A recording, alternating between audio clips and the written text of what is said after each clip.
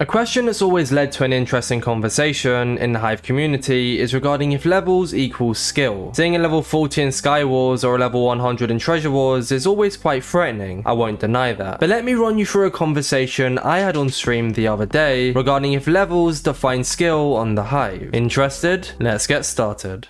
So, in case you didn't know, I'm max level on every single permanent Hive PvP game mode, that being Skywars, Treasure Wars, and survival games. I'd also like to say I'm quite good at the game. I used to hold the Skywars duo win streak. Anyways, a common thing I have is, even though I'm a level 100, every single time I queue into a game with, let's say, another level 100, that person I automatically become scared of because, you know, they're a high level, so they must be good at the game. I think that's a common theme in the Hive community also. You know, if you're level 15 or level 20 and you queue into a level 100 game, it kind of just becomes a thing of, this person's better than me. I either game hop or I just don't play as well because I know I've probably lost. And that's not always the case. And I know, like, this title is a simple yes or no answer, but where's the fun in that? You know, I have to kind of give my explanation as to why I think that's the answer. So an example I'm going to use kind of is Jakester. So in case you don't know who Jake is, he'll be in the description, but he holds the Skywars solo world record and the duo one also. And he was also max level on Skywars, so he's quite good at the game. I'm max level on Treasure Wars. I'd like to say I'm decent. I lose quite a decent amount, but then I also win a good amount, sorry.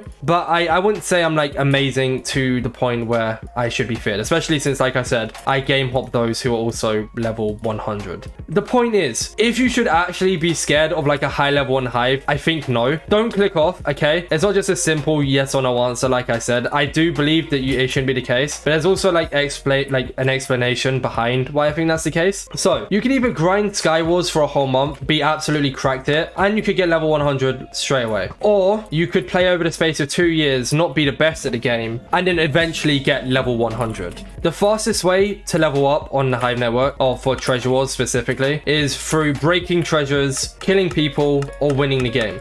Hence the reason, you know, someone could grind it for a month, be level 100 because they're just cracked at the game. Or someone else could play it like for 2 years, not be the best at the game, and eventually get level 100. But then as soon as people queue into that person's game, they'll see that they're a high level and be like, oh my god, this guy's scary. This person's amazing at the game. You know, high level automatically means that this person should be feared. I don't think that's the case. You know, like I said, it kind of comes down to stats as well and leaderboards. You know, you could be on a leaderboard, but you could play about 5 times the games as the person in second. But because that person in second played a lot less but won all their games, they're second. Whereas you, because you played like a lot more than that person, you're first no matter how much you lost. Obviously this video isn't about leaderboards, it's about levels, but that's just like a prime example of why I think it isn't that scary. It's also the case of level doesn't always equal skill. Level literally, I feel like level just genuinely just equals grind. It just equals like you played the game, like I said with the leaderboards, you played the game more than the average person, therefore you're a high level. They've leaked the Skywars update. I'm pretty sure like Kings has talked about it like 1,000 times. In the Skywars update, they leaked the fact that they're releasing more Skywars levels. People are going to play that as soon as it comes out. It doesn't mean they're good at the game. It just means they have more free time. I'm like getting a job soon, meaning that like I'm gonna barely ever be playing the Hive, which is sad, but you know, it's true.